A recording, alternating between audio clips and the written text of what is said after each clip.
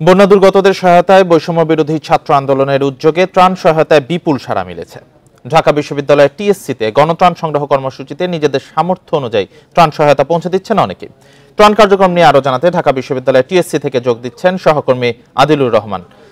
আদিলুর, ত্রাণ সংগ্রহ কার্যক্রম কেমন চলছে?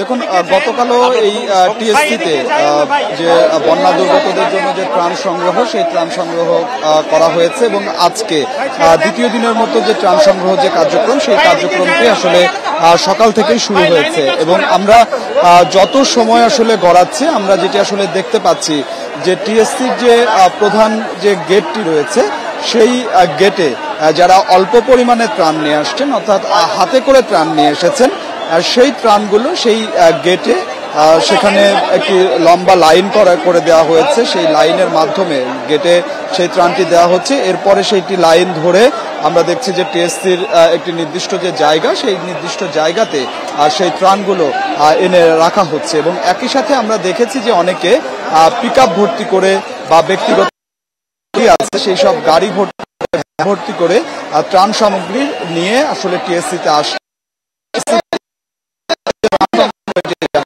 সেই জায়গাতে আসলে দেয়া হচ্ছে। আমরা ত্রাণের মধ্যে যে পণ্যগুলো আসলে